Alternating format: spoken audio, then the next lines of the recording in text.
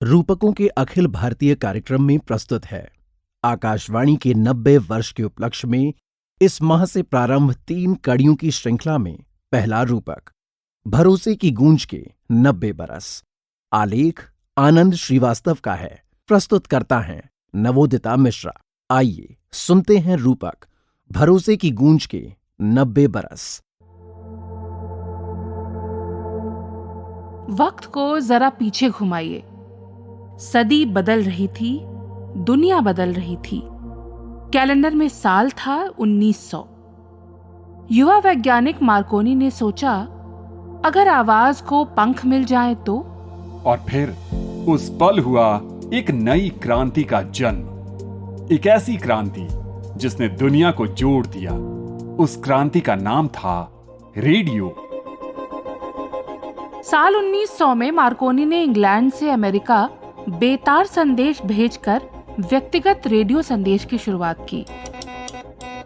इसके बाद कनाडा के वैज्ञानिक रेगिनाल्ड फेंसडन ने 24 दिसंबर 1906 को रेडियो प्रसारण की शुरुआत की। उन्होंने जब वायलिन बजाया तो अटलांटिक महासागर में विचरण कर रहे जहाजों के रेडियो ऑपरेटरों ने अपने अपने रेडियो सेट में सुना। कल्पना कीजिए कितना सुखद क्षण रहा होगा। लोग झूम उठे होंगे। संचार युग में प्रवेश का ये प्रथम पड़ाव था।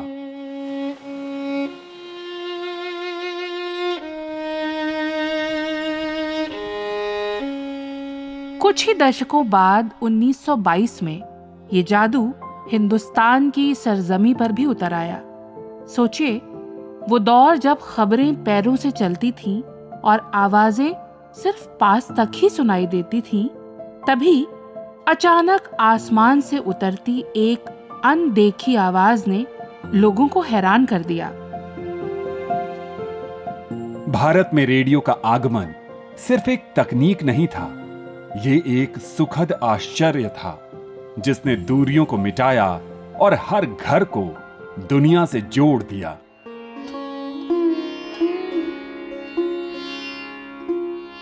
कहते हैं, हर कहानी तब खास बनती है जब उसमें सिर्फ शब्द नहीं बल्कि दो दिलों की बातचीत शामिल हो। कुछ यादें, कुछ किस्से और कुछ ऐसे लम्हे जिन्हें सुनकर बस एक ही बात निकले, वाह क्या बात है। आज रेडियो की इस अनोखी कहानी में हमारे साथ हैं 2 बेहद खास मेहमान, और इन दोनों की ये मुलाकात भी किसी आम जगह पर नहीं हो रही है। मुलाकात की जगह है वही इमारत जिसकी दीवारों ने इतिहास को सांस लेते हुए देखा है, जहां से निकली आवाजें करोड़ों दिलों की धड़कन बनी हैं, जहां हर शब्द में एक अपनापन है, एक रिश्ता है। जी हां, ये है आकाशवाणी का प्रसारण भवन।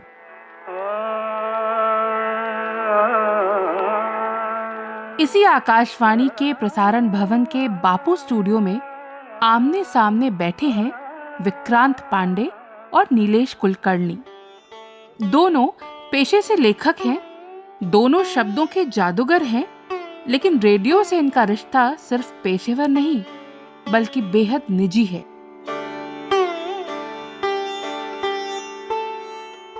नीलेश और विक्रांत ने आकाशवाणी पर शोध आधारित एक पुस्तक भी लिखी है। तो आज इन 2 आवाजों के जरिए हम सुनेंगे रेडियो की वो कहानी जो सिर्फ इतिहास नहीं बल्कि एहसासों का एक सफर है। नीलेश, रेडियो की कहानी सुनाते वक्त बड़ा इंटरेस्टिंग लगता है कि 1920 में रेडियो शुरू हुआ लंदन में, और उसके जस्ट 2 साल बाद वो इंडिया में आ गया, ब्रिटिश इंडिया में। और पहला प्रोग्राम जो हुआ वो बॉम्बे में इन्होंने गवर्नर के लिए एक म्यूजिक प्रोग्राम ब्रॉडकास्ट किया। उस समय गवर्नर जो है वो पुणे में थे। उन्होंने प्रोग्राम सुना और बड़े इंप्रेस हो गए।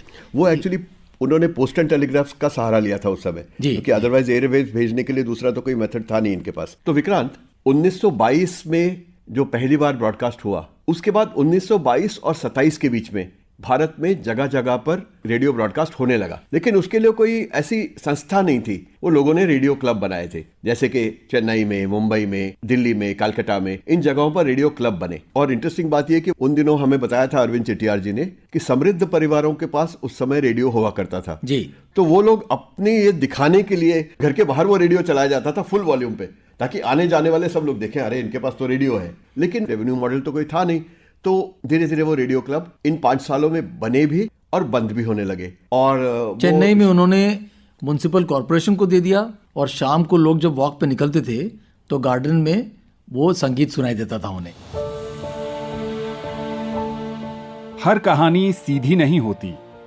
एक तरफ कुछ घरों में रेडियो की मधुर धुनें थीं, तो दूसरी तरफ एक बहुत बड़ा तबका खामोशी में लिपटा हुआ। कोशिशें हुई सपनों को उड़ान देने की, लेकिन हालात ऐसे बने कि ये उड़ान परवाज लेने से पहले ही लड़खड़ा गई। और फिर एक ऐसा मोड़ आया जब भारत में रेडियो के फैलने की उम्मीदें धुंधली पड़ने लगी और रेडियो प्रसारण से जुड़ी कंपनी दिवालिया हो गई। 1926 में राजा साहब धनराज गिरी नरसिंह गिरी, जो धनराज मिल्स के मालिक थे, उन्होंने एक 6 लाख का कंट्रीब्यूशन किया और इंडियन ब्रॉडकास्टिंग कंपनी के नाम पे ये कंपनी शुरू वो सरकारी नहीं, वो पहली बार जो बनी थी वो तो एक प्राइवेट कंपनी थी जो उन्होंने कमर्शियली लागू की थी। तो लेकिन ये ब्रॉडकास्टिंग कंपनी हमें पता है कि 1930 के आसपास बैंकरप्ट हो गई। और नीलेश, बैंकरप्ट होने का कारण मेन था कि इन्होंने जो स्टाफर्स लिए थे, जो इनके एम्प्लॉयज थे, वो बीबीसी से आए हैं और 2-2 हज़ार पाउंड पर मंथ की तरह की तनख्वाह वो डिमांड कर रहे थे। तो संभव नहीं था कि इंडियन ब्रॉडकास्टिंग कंपनी उसको अफोर्ड कर सके और वो बैंकरप्ट हुआ। हमारे रेडियो क्लब बने, उसके बाद इंडियन ब्रॉडकास्टिंग कंपनी बनी। ये ज़्यादा देर चले तो नहीं, लेकिन सबसे बड़ा जो इन्होंने रेडियो को फ़ायदा पहुंचाया वो ये था कि लोग रेडियो से वाकिफ़ हो गए। लोगों को पता चला कि रेडियो नाम की कोई चीज़ होती है। समृद्ध लोगों ने रेडियो सेट खरीदे, अपने अपने घरों में रखे। और इसीलिए उस समय पॉलिटिशियंस, जब ये बंद हुआ तो पॉलिटिशियंस में और लोकल गवर्नमेंट सर्वेंट्स ने गवर्नमेंट के ऊपर, ब्रिटिश गवर्नमेंट के ऊपर प्रेशर डाला और उस समय 1931 में इंडियन स्टेट ब्रॉडकास्टिंग सर्विस शुरू हुई। ये सरकार की तरफ से शुरू हुई। तुम्हें याद है हम लोग वो मिस्टर मदान से मिले थे दरियागंज में, जो ओरिएंटल रेडियो कंपनी ऐसी कुछ उनकी पुश्तैनी कंपनी थी, दादाजी ने उनके सेटअप की थी। तो उन्होंने बताया था कि जब इंडियन ब्रॉडकास्टिंग कंपनी बनी तो उस समय पर बहुत सारे लोगों ने रेडियो आयात किए। तो ये सारे के सारे प्रतिष्ठित लोग थे, सरकारी नौकर थे, बहुत सारे ब्रिटिश अधिकारी थे और बहुत सारे भारत के भी प्रतिष्ठित लोग थे। उन सब लोगों के पास रेडियो सेट थे, लेकिन सुनने के लिए कुछ भी नहीं था। इसलिए उन्होंने सरकार पर दबाव बनाना शुरू किया। और एक और तबका था, तुम्हें याद हो तो विक्रांत, कि उस समय ये सब जो प्रतिष्ठित लोग थे या जो पैसे वाले लोग थे, जब भी कोई रेडियो का नया मॉडल बनता था वहां पे, वो उसको मंगा लेते थे इंपोर्ट करके और अपना पुराना जो है वो बेच देते थे। और फिर उन पुराने सेट्स को थोड़ा बहुत ठीक करके मैकेनिक्स का एक बहुत बड़ा जमावड़ा तैयार हो गया था जो उसे आगे बेचा करता था। तो वो भी बहुत सारे परिवार रेडियो पर डिपेंडेंट थे रोजी चलाने के लिए। तो इन प्रतिष्ठित लोगों के साथ उन लोगों ने भी सरकार पर दबाव बनाया। तो इस दबाव के पीछे आकर सरकार ने अपनी तरफ से ये इंडियन स्टेट ब्रॉडकास्टिंग सर्विस की शुरुआत करी। और वहाँ इंडियन स्टेट ब्रॉडकास्टिंग सर्विस के पहले रिक्रूट जो थे, one of the first recruits, वो थे मिस्टर लायनेल फील्डन, राइट, जो बीबीसी से वहाँ पे आए थे। पहले बीबीसी में कंट्रोलर ब्रॉडकास्टिंग थे। और वो बड़े नाखुश थे कि इंडियन स्टेट ब्रॉडकास्टिंग सर्विस, जो बड़ा लंबा सा नाम है, इसको कुछ बदला जाए और ऐसा नाम दिया जाए जो सबके जुबान पर हो। और उस समय लॉर्ड लिनलिथगो, जो वाइसरॉय थे जी, उनको मिलने गए एक पार्टी में शाम को, और उन्होंने उनसे कहा,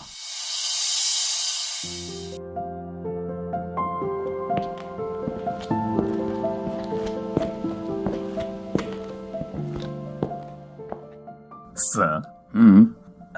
Sir, I find myself in a bit of a predicament, and I was hoping for your guidance. Go on, Mr. Fielden. The name, sir, Indian State Broadcasting Service, it doesn't quite sit right. I believe you would agree. Mr. Fielden, this Indian State Broadcasting Service, rather a mouthful. You're quite right. Yes, sir.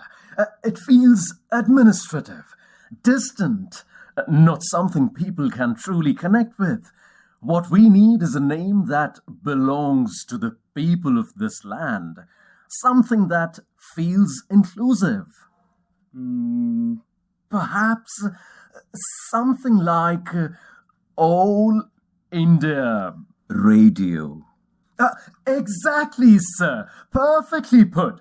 All India Radio. What a name! It carries both reach and identity. All India Radio. All India Radio. It does have a certain resonance. It speaks to the future, sir. To a time when voices from every corner of this country can be heard as one. Very well. Let us give it a future then. Of course, sir. All India Radio, it shall be. Thank you, sir.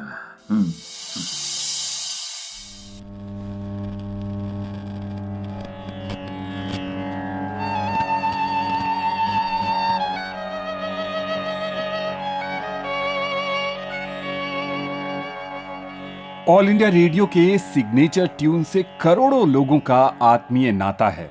इस signature tune के पीछे की कहानी भी बेहद दिलचस्प है। Nilesh, all India radio जब आप सुबह ट्यून करते हो तो उसकी जो सिग्नेचर ट्यून है ये बड़ी आइकॉनिक है और हर किसी को इंडिया में पता है वो। और इसके पीछे जो कहानी है, तो एक जूइश कंपोजर थे जो इंडिया में आए थे बहुत साल पहले, वॉल्टर कॉफमैन, और 1936 से 1946 तक वो डायरेक्टर ऑफ म्यूजिक थे ऑल इंडिया रेडियो मुंबई में। और उन्होंने ये ट्यून बनाई जो मेहली मेहता, जो जुबिन मेहता के जो फादर हैं, वो वायलिन बजाते थे। तो ये राग शिवरंजनी में ये ऑल इंडिया रेडियो की जो ट्यून है, जो हर सुबह ऑल इंडिया रेडियो जब शुरू होता है तो ये ट्यून बजती है और सारे भारतीयों को ये ट्यून पता है। हाँ, मतलब इतनी आइडेंटिफिकेशन हो गई है कि इस ट्यून को सुनते ही पता चल जाता है कि ये ऑल इंडिया रेडियो की ट्यून है और वो बदली नहीं गई इतने साल में।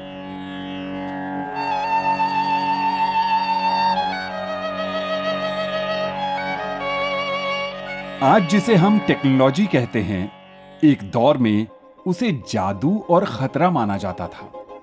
यह किस्सा है ऑल इंडिया रेडियो के शुरुआती दिनों का, जब स्टूडियो के उस ठंडे माइक्रोफोन के सामने खड़े होने में बड़े बड़े दिग्गजों के पसीने छूट जाते थे। वजह कोई तकनीकी खराबी नहीं, बल्कि एक अजीब सा भ्रम था। परंपरा की हिचकिचाहट, थोड़ा अज्ञान और विज्ञान की नई उड़ान के बीच इन बंद कमरों में कई दिलचस्प जंग लड़ी गईं।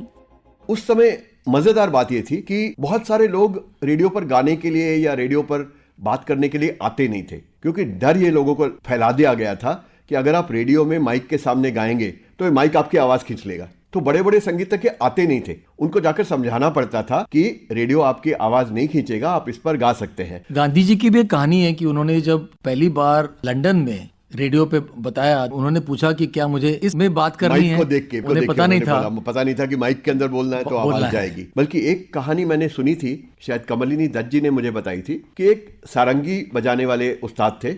वो जब रिकॉर्डिंग के लिए आते थे तो हर 10 मिनट बाद अपनी सारंगी उठा के दूसरी जगह बैठ जाते थे, क्योंकि उनको किसी ने बताया था कि अगर तुम सारंगी को 15 मिनट तक माइक के सामने एक जगह पर बजाओगे तो माइक तुम्हारा जो हुनर है उसको खींच लेगा और तुम बजा नहीं पाओगे दोबारा। तो ऐसी ऐसी चीजों के साथ लड़ते लड़ते ऑल इंडिया रेडियो फाइनली अपनी शेप में आया जिस पे है।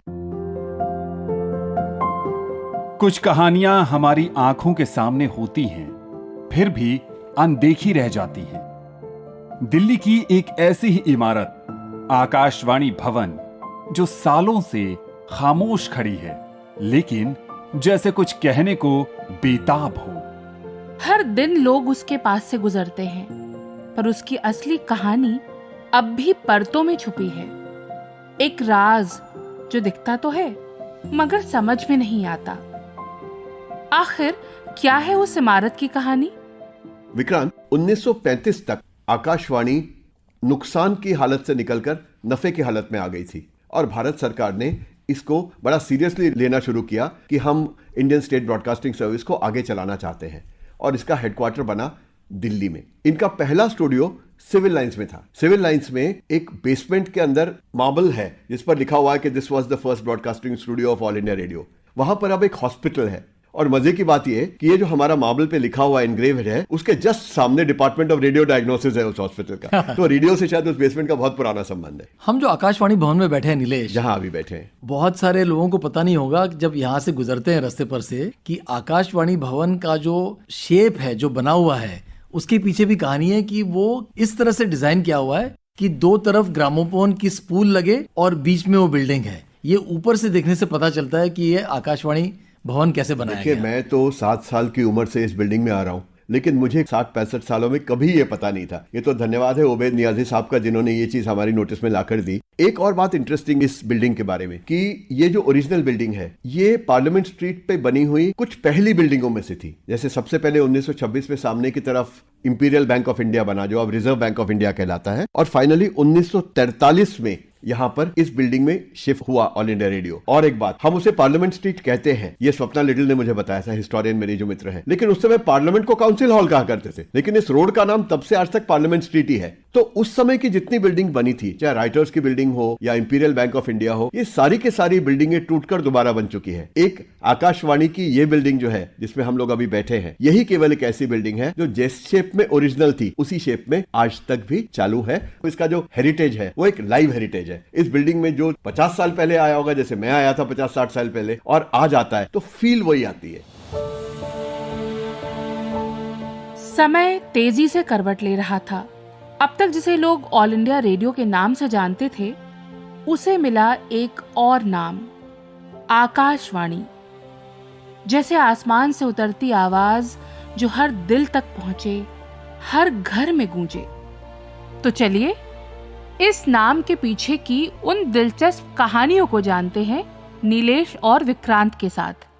एक कहानी जो मुझे याद आती है कि 1938 में कलकत्ते का जो all India radio shortwave transmission service के लिए रविंद्रनाथ टैगोर जी को बुलाया था, और उन्होंने उसके ऊपर एक कविता लिखी थी, जो बंगाली में कविता थी, पर मैं इसकी इंग्लिश में कुछ उसके लाइनें सुनाता हूँ। Hark to Akashvani upsurging from here below, the earth is bathed in heaven's glory, its purple glow. तो बहुत लोग मानते हैं कि आकाशवाणी जो हम आज कहते हैं, वो शायद रविंद्रनाथ टैगोर के कारण आया था। हुआ तो ऐसा ही होगा, लेकिन वो सबसे इंटरेस्टिंग कहानियां दो हैं उसमें। गोपाल स्वामी एक साइकोलॉजी के प्रोफेसर थे, जिन्होंने एक पर्सनल रेडियो स्टेशन बनाया था मैसूर स्टेट में। तो उन्हें कोई ऐसा नाम चाहिए था जो हर इंसान की जबान पर बड़ी आसानी से हो, अंग्रेजी का ना हो, जिसका संस्कृत या हिंदी या इस तरह का कोई मूल रूप हो, धातु हो जिसके अंदर। तो वो और उनका असिस्टेंट ये अपने घर में बैठे एक दिन एक बहुत लंबी बहस कर रहे थे कि इसका नाम क्या रखा जाए। तो वो लोग बहुत कश्मकश में थे कि क्या किया जाए। तो इतने में उनकी गोपाल स्वामी जी की पत्नी कमला जी, जो खाना बना रही थी, वो अंदर आई और उन्होंने कहा कि बताइए किस बात पे बहस हो रही है। तो गोपाल स्वामी जी ने बहुत आधे मन से उनको बताया कि वो ऐसे यहां से आवाज बोली जाएगी और वो ऐसे जाके दूसरी जगह पे सुनी जाएगी। तो तुरंत कमला जी ने कहा, अरे आकाशवाणी, और वो आकाशवाणी नाम उस जगह से चालू हुआ। एक और कहानी है जो हमने रिसर्च की थी, रामाराव जी की। हाँ, उनकी डॉटर है अनुराधा गिरी राव, जिन्होंने 2012 में लिखा था कि उनके जो पिताजी थे हॉस्बेट रामाराव, इन्होंने 1932 में एक 15-20 पन्ने का एक बुकलेट छापा था, और जिसमें आकाशवाणी शब्द जो है पहली बार यूज किया गया है। तो वो भी मानती हैं कि, और हम उनके जो पिता हैं,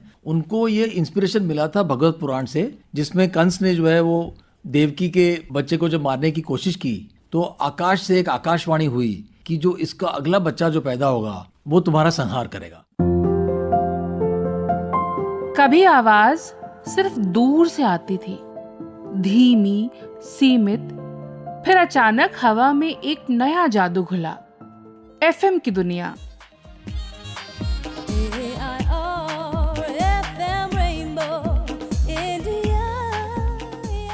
जहां आवाज सिर्फ सुनाई नहीं देती, महसूस होने लगती है, और फिर इस सफर में जुड़ती चली गई नई नई आवाजें, नए रंग।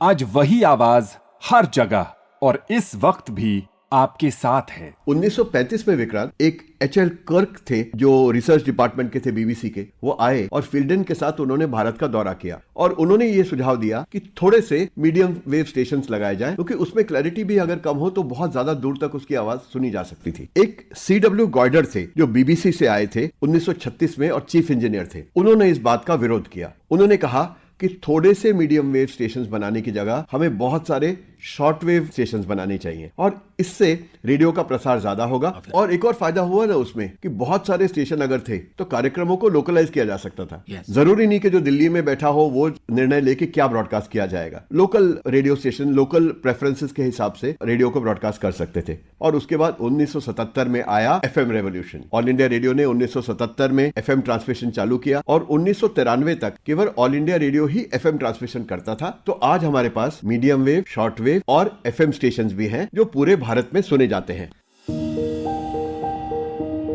आकाशवाणी के 90 साल सिर्फ वक्त नहीं, आवाजों की विरासत हैं।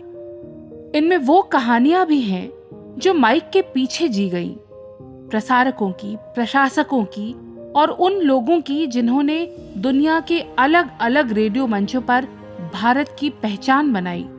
वरिष्ठ प्रसारक और आकाशवाणी में ही पूर्व अपर महानिदेशक राजीव कुमार शुक्ल कहते हैं कि बहुत कुछ सीखा, लेकिन आकाशवाणी ने अपनी राह खुद बनाई।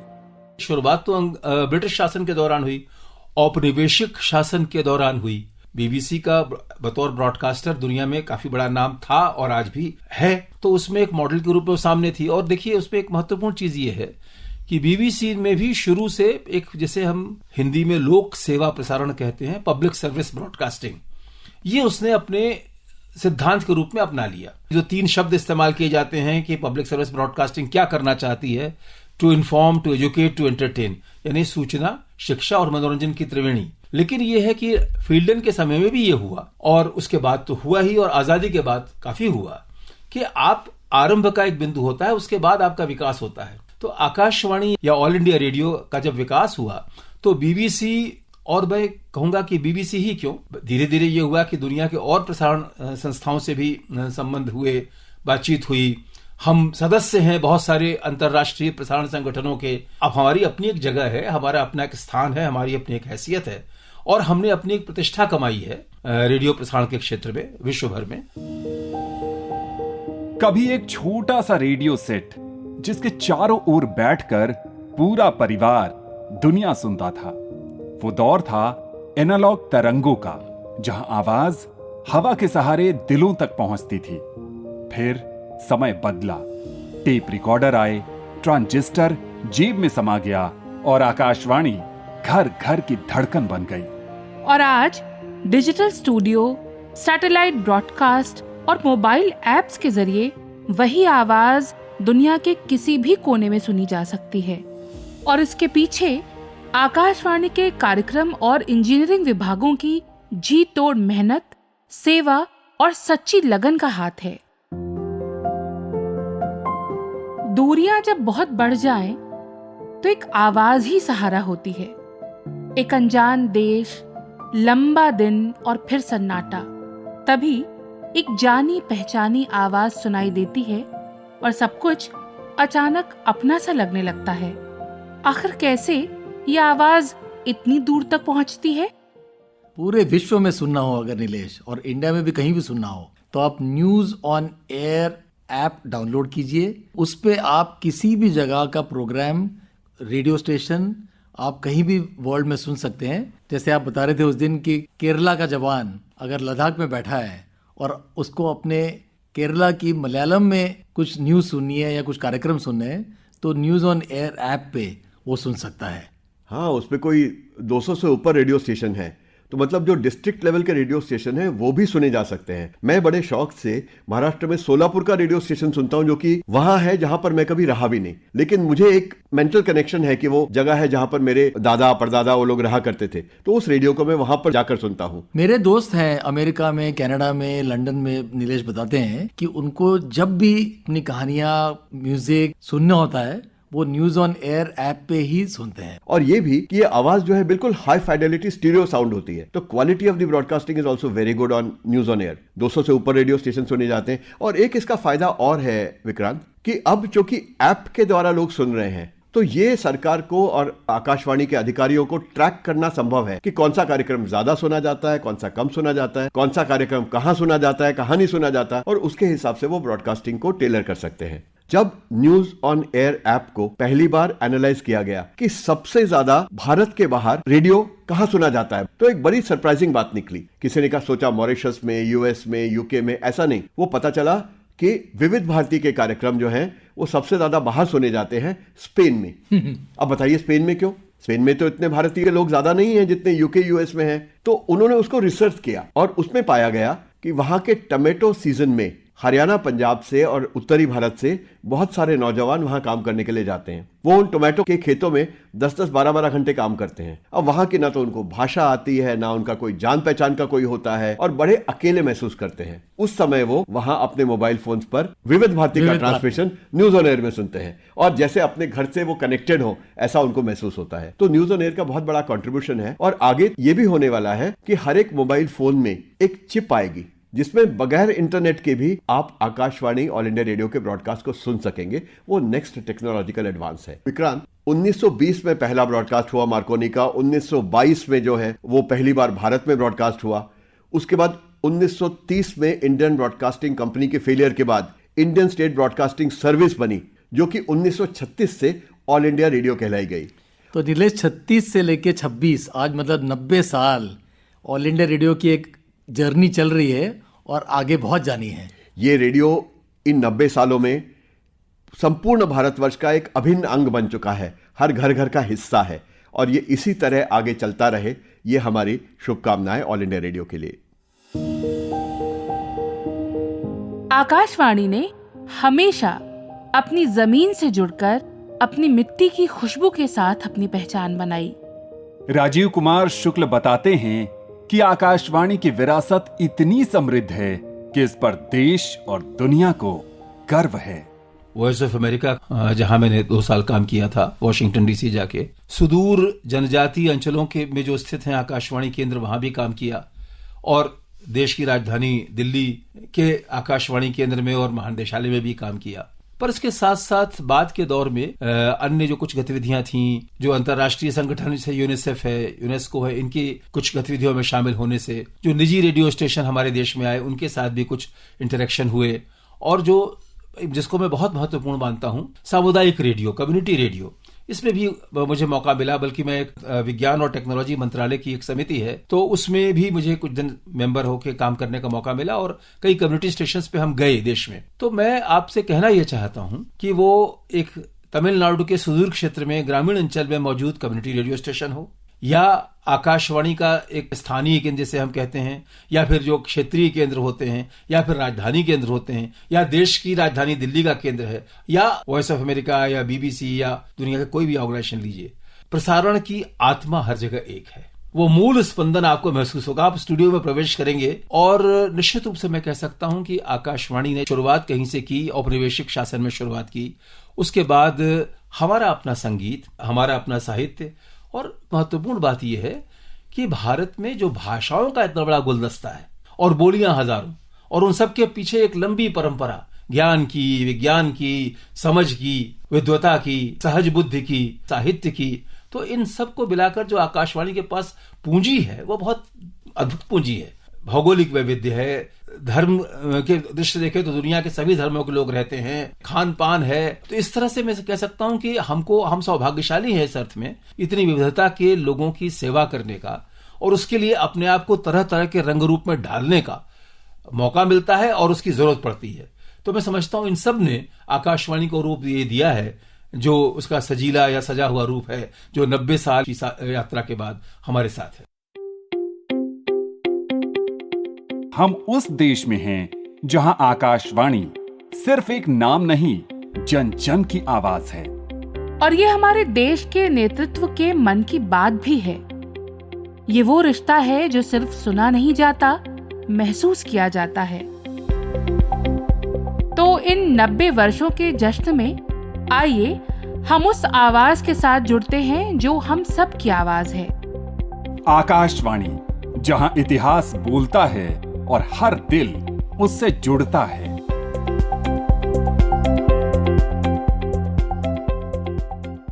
रूपकों के अखिल भारतीय कार्यक्रम में अभी आप सुन रहे थे आकाशवाणी के 90 वर्ष के उपलक्ष्य में इस माह से प्रारंभ 3 कड़ियों की श्रृंखला में पहला रूपक भरोसे की गूंज के 90 बरस। आलेख आनंद श्रीवास्तव, वाचन स्वर आनंद श्रीवास्तव और नवोदिता मिश्रा, नाट्यांश कलाकार मनोज मायणकर और वैभव ज्योत्सना श्रीवास्तव, प्रस्तुति सहयोग हरदीप सिंह और नेत्रा सिन्हा, प्रस्तुतकर्ता नवोदिता मिश्रा। केंद्रीय हिंदी रूपक एकांश द्वारा तैयार ये कार्यक्रम आकाशवाणी के दिल्ली केंद्र से प्रसारित किया गया।